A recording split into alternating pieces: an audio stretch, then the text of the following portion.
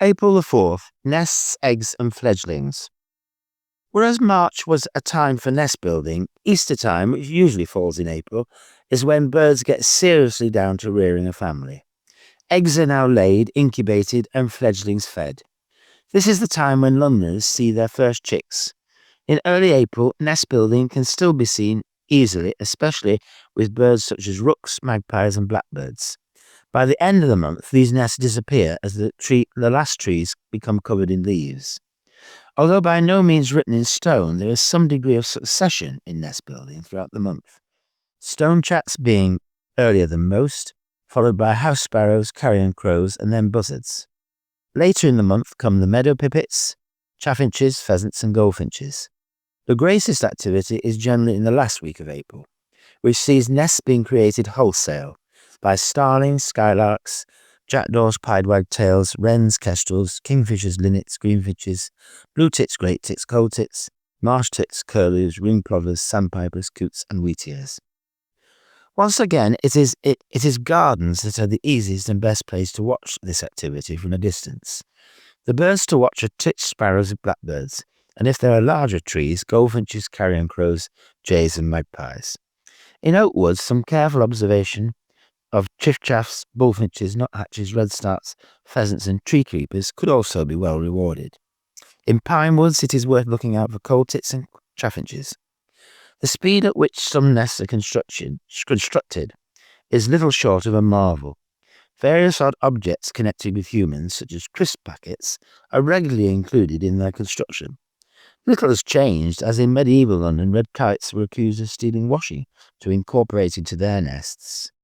Near water, mallard, coot, moorhen and little grebe may all now be seen carrying nest material. In grassy areas, skylark, lapwing, meadow pipit and wheatear are seen especially busy.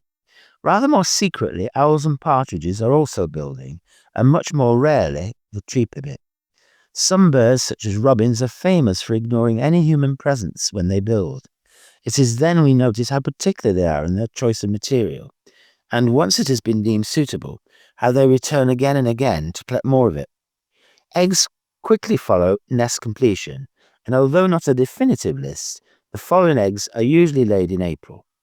Carrion crow, magpie, goldcrest, pied wagtail, wren, green woodpecker, grey wagtail, jay, kingfisher, greenfinch, chaffinch, jackdaw, starling, blue tit, grey tit, marsh tit, cold tit, long-tailed tit, willow warbler, tree creeper, nuthatch, linnet, wheatear, buzzard, peregrine, reed bunting, barn owl, hedge sparrow, moorhen, pheasant, kestrel, wood pigeon, tree sparrow, and siskin.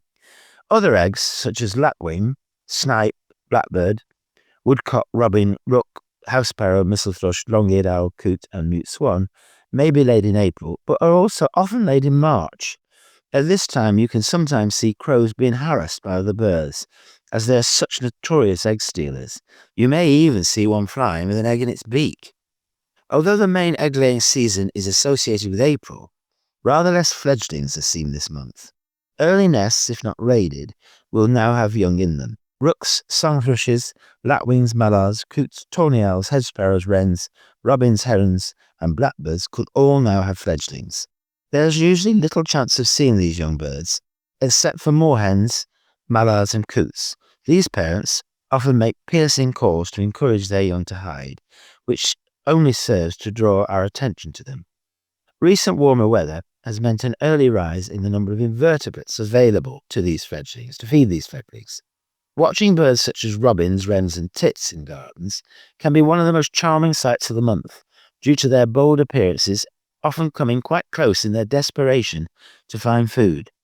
Even seed eaters such as chaffinches and greenfinches collect invertebrates, as seeds are often too difficult for their young to digest. This may be one reason why so many birds are reported with young earlier than in the past. Other birds are less fortunate, as it may mean that they are out of sync with their main food source.